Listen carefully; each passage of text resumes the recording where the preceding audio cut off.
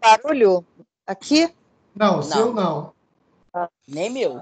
Ok, doutora Rose, está Então, tranquilo?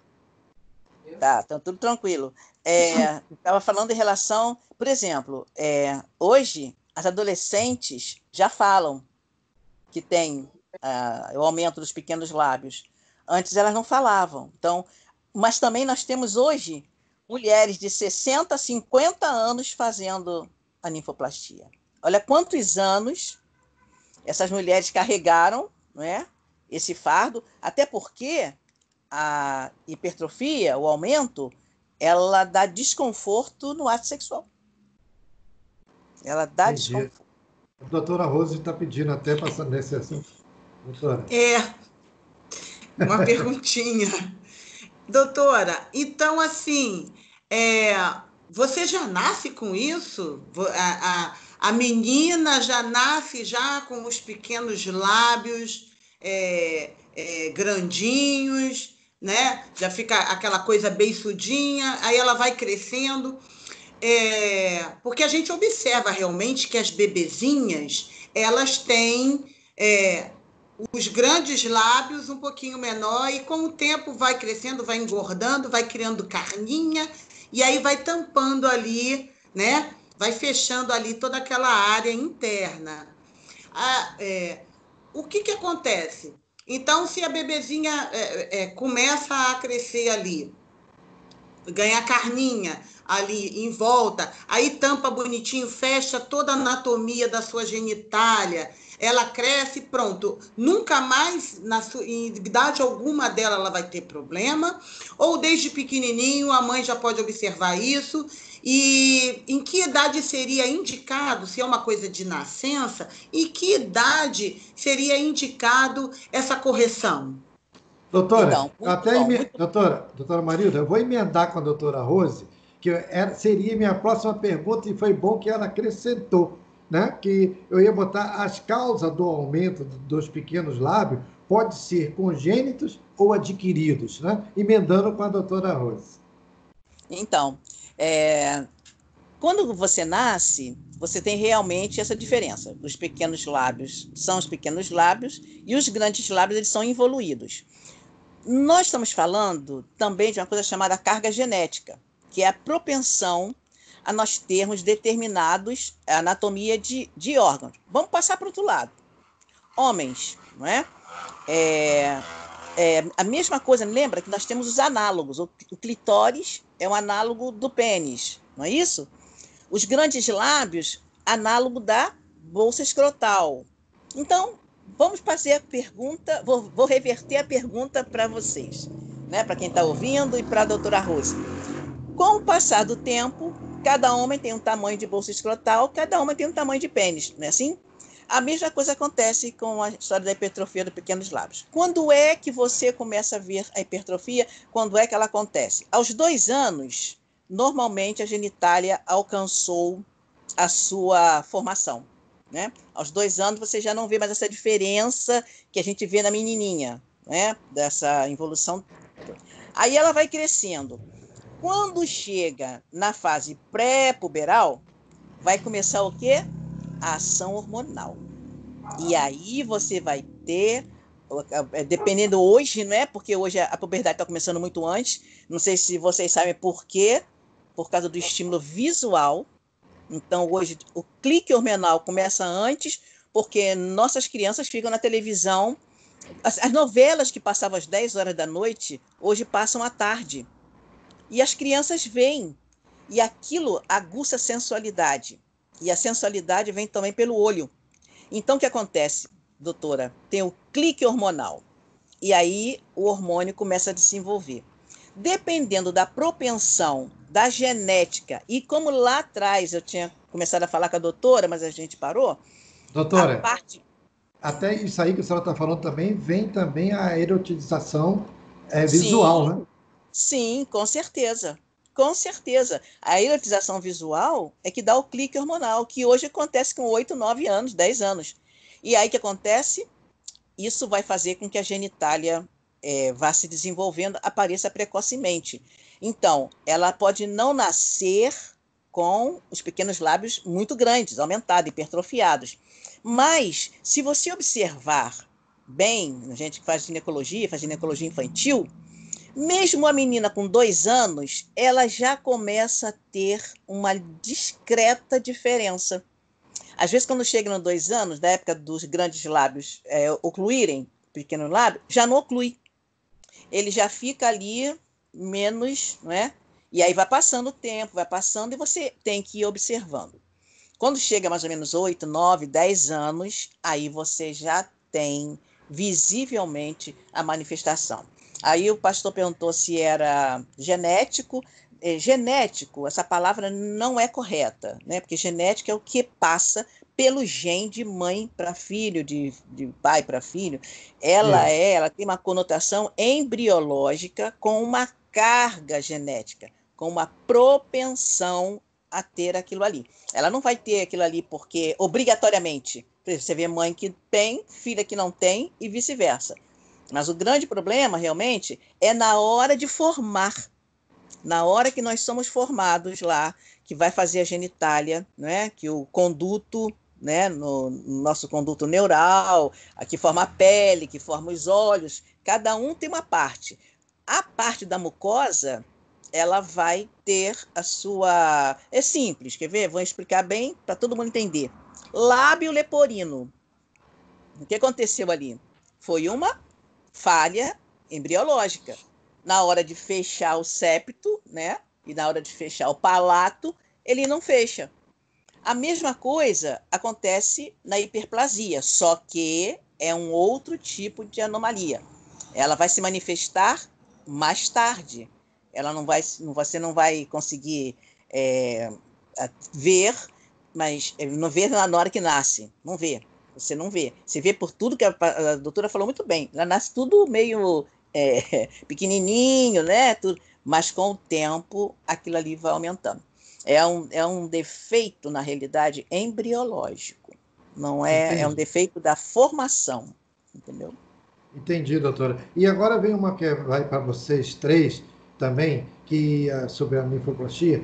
Ela causa algum desconforto, né? Se ela causa algum desconforto de ordem estética, funcional e emocional? Luísa, Estética, justamente, é contigo. estética é o que eu já falei. As pessoas, ao chegarem dentro de uma cabine, onde tem que ficar sem roupa, no caso, despidas, elas sentem mal. E logo, isso é bem notório, porque geralmente a pessoa que tem esses problemas, elas querem entrar em forma, mas ao mesmo tempo explicam várias vezes o problema. E eu fico, às vezes, cada pessoa tem aproximadamente 1 hora procedimento. E às vezes eu acabo tendo que pedir à próxima cliente para esperar um pouco, porque eu tive que conversar com a cliente, dizer para ela que nós somos éticos, nós não vamos passar nada que foi feito ali dentro para ninguém, e é um problema. E até mesmo na hora de eu selecionar pessoas para trabalhar comigo, eu tenho que saber se as pessoas que vão trabalhar comigo são pessoas que são capazes de ser éticas no seu atendimento, porque elas vão dar muito com esses problemas. Inclusive, uma vez eu fiz um treinamento onde eu falei sobre isso, sobre várias partes do corpo onde as mulheres têm defeito. Por exemplo, nós estamos falando aqui de ninfoplastia, mas a mulher também que passou por uma cirurgia de mama e foi retirado o seio, ela tem vergonha de fazer massagem, mas às vezes ela quer ficar em forma para melhorar outra parte do corpo, né? E tem umas que tem que esperar para colocar prótese, porque não é assim, tirou o seio e vai colocar prótese no dia seguinte. Não, tem um período que tem que esperar. E às vezes esse período, para a mulher que está sem o seio, é muito ruim. E aí ela tenta melhorar outra parte do corpo. Mas aí quando ela vai procurar estética, ela quer saber se a pessoa que ela está procurando é ética suficiente para guardar um segredo. Então eu acho que a parte da genitália é pior, porque é uma parte onde, como a doutora Marilza aí frisou, até, eu acho assim, 20 anos atrás, isso era um tabu para a mulher.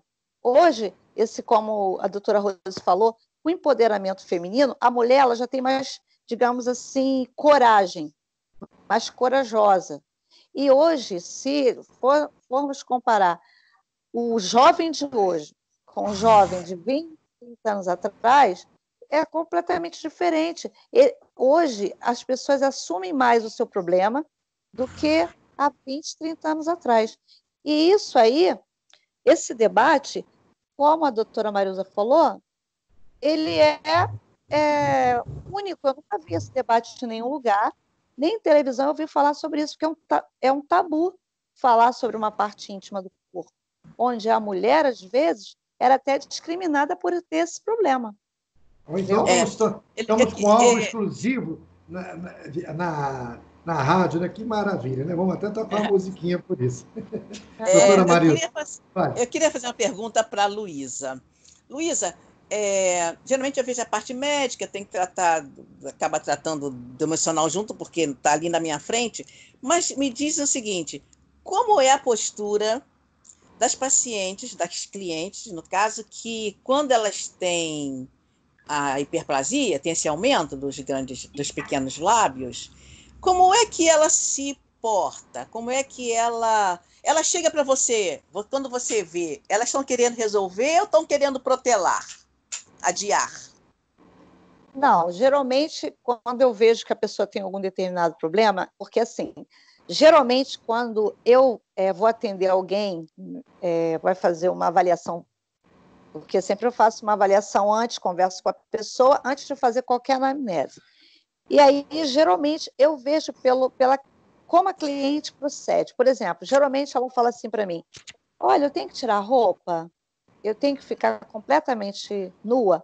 Aí eu falo, sim, se você for fazer, por exemplo, um tratamento no glúteo, você tem que tirar a calcinha, não vai ter como você ficar. E aí a pessoa fala assim, então acho que eu não vou fazer não, porque geralmente as pessoas que falam isso é porque apresentam esse problema. Mas outras têm problema, mesmo que não tenha problema algum, ela não se encara. Por exemplo, o meu primeiro programa, quem viu o meu primeiro programa, inclusive eu vou até convidar também o pastor Davi para assistir, eu falo sobre uma questão, eu até começo falando assim, espelho, espelho meu, existe alguém mais bela do que eu? Só que eu não quis falar da beleza, eu quis dizer ali que a mulher ela tem um tabu em se olhar no espelho e se encarar e dizer eu tenho um problema ou não tenho, ou eu me assumo ou não me assumo. Então eu falo depois assim, eu faço uma reunião com 3 pessoas que trabalham de uma forma que tem que lidar com a forma física da pessoa e também mental, ou seja, psíquica, onde todos eles mostram o mesmo, digamos assim, tiveram o mesmo diagnóstico, que é a pessoa ter problemas em encarar os seus defeitos.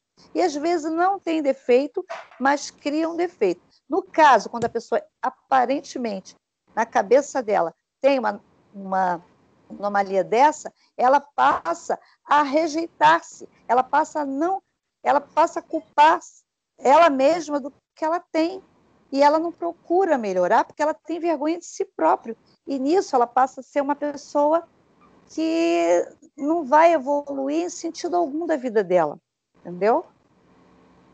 Isso atrapalha, então, a pessoa em todas as áreas da sua vida, né? E, doutora Rose Cabral, a senhora, então, tem tido algum tipo de paciente que chega, assim, com esse problema e saber querer uma ajuda, né? Nesse lado dela, que ela se abala, como a nossa querida Luísa Freitas acabou de abordar? Assim como a Luísa usou um termo aí que no consultório a gente usa também, que é a anamnese, como se fosse a pesquisa, né? É aquele período de perguntas, é o primeiro contato. Antes de qualquer tratamento, você faz uma pesquisa, você conversa com a pessoa, você tenta entender a queixa dela, a principal queixa, para você começar a ter também aí um norte, né? Tomar aí um direcionamento. Mas sim, eu observo que existem questões de mulheres, como a Luísa colocou muito bem. Existem mulheres que são lindas, existem mulheres que não tem nada de errado com o corpo dela, não tem nada de errado com o cabelo, não tem nada de errado com a sua forma física, não, mesmo que não esteja dentro de um padrão top model internacional, mas ela não consegue se ver, ela não consegue se enxergar, ela não consegue se aceitar. Normalmente, pastor Davi, quando a mulher ela entra numa decadência aí, para uma baixa estima, sempre são fatores do externo. Ninguém se olha no espelho e ela entra em conflito com ela mesma do nada. Normalmente, essa pessoa que se começa a se embrenhar para um declínio e para uma baixa autoestima, geralmente são questões externas. Nessa formação da sua própria personalidade, é alguém que desde pequena sofreu poucos estímulos, foi pouco motivada, são pessoas que foram criadas em ambientes em que a sua aparência sempre foi ponto de conotação negativa, ou uma forma que a gente chama hoje de bullying, né? O bullying é um termo mais atualizado, mas esse constrangimento ele fica em todas as fases da nossa vida, desde criança. Aliás, desde o ventre materno, no nosso subconsciente, já fica aqueles registros. Então, uma criança já nasce com um sentimento de rejeição. Talvez essa mãe, sem informação, vê que ela já tem a genitália daquele jeito, então a mãe já diz assim, olha, você não fica mostrando, lá na escola você não toma banho com as tuas colegas, ou então, se a tua anatomia é diferente das demais colegas, essa garota, essa mocinha, ela já não vai trocar de roupa na frente de outra, né? Então, isso é um conjunto de coisas que vai culminar em uma mulher adulta que está completamente reprimida, uma mulher adulta que desde criança ela nunca foi ensinada a ser dona de si, a ter respeito por si própria. Então, a pessoa com baixa autoestima é alguém que ela não se respeita, ela acaba agredindo a si própria de outras formas, porque se ela não está satisfeita com quem ela ela vai começar a ser desleixada com a sua aparência, como ela não gosta de se olhar no espelho. Essa mulher já não vai cuidar do seu peso, ela não vai cuidar do seu rosto, ela não vai cuidar do seu cabelo, ela vai começar a deixar de lado, focar em outras áreas da vida dela, que potencialmente ela pode ser boa, e completamente se jogando aí para essa baixa autoestima nessas outras áreas. E, repetindo, quando nós falamos de genitália, quando nós falamos de órgão sexual feminino, nós estamos falando de algo que tem um tabu muito grande, como a doutora Marilda falou, essa que se chama plástica feminina. Então, talvez a gente nem deva dizer como uma estética, né? Como a doutora falou muito bem, ou como uma plástica, que quando se fala plástica, acha que é uma coisa, né? Para deixar bonito, para deixar aquilo ali bonito. Não se fala disso como se fosse algo reparador. Algo reparador, isso, muito bem colocado. Como se você não precisasse reparar. Fala, Luísa. Ou até uma correção também, a palavra. Exato. Quando se fala disso de plástico, de 15 anos para cá, então ninguém nunca se preocupou. As mulheres, então, com certeza, há séculos têm esse problema, desde que o mundo é mundo e desde que mulher é mulher. E desde que se nasce mulher e você tem um órgão feminino, genital, então, desde que o mundo é mundo, esse problema existe. Porém, algo tão recente, né? Essa questão essa questão que nós estamos tratando aqui, podemos dizer que é uma questão, está bem adolescente na sua essência, né? 15 anos é algo 15 anos é algo muito novo, 15 anos é algo muito recente para a gente estar falando de uma questão que já vem de séculos, desde que o mundo é mundo. Então, é algo novo também, que vem agora também para os consultórios, é algo novo que vem agora também para as clínicas de estética, de beleza, ao qual a mulher quer buscar. Mas devemos agradecer, né, a Deus e a abertura também, e os meios de comunicação, como, por exemplo, é esse programa, que o senhor está de parabéns mais uma vez, né, pastor Davi, pioneiro aí, trazendo esse caso, porque é algo que realmente não se fala. Se você for clicar aí, buscar na internet sobre esse assunto, você vai encontrar vários profissionais falando do que é o procedimento, mas dificilmente você vai ver relato de mulheres que passaram, mulheres contando a sua experiência, mulheres expondo que necessitavam de uma cirurgia como essa, ou até mesmo falando dos seus incômodos. Por quê? Porque é algo muito fechado dentro de um tabu e é algo muito velado para as mulheres, ainda assim, nesse tempo em que somos tão empoderadas. Que maravilha! Olha, gente, o nosso segundo bloco já está chegando ao final. E nós temos uma pergunta vindo de Moçambique, né? Que quando eu falei no último programa, que o nosso tema seria de ninfoplastia. E veio uma pergunta, doutora Marilda, se prepara, porque a senhora sabe que lá existe no mundo, no continente africano, muitas tribos que já desde pequena é feita, eles cortam, né? Faz aquela ritual deles, que depois a senhora vai falar o que é feito, e a pergunta é, se quem passou por essa, vamos dizer, entre aspas, cirurgia forçada, se tem jeito. Mas a senhora vai responder isso no segundo bloco, nós vamos para o nosso break, já nós voltamos. Aquele abraço, meus queridos, segura aí, divulgue aí que nós voltamos dentro de instantes.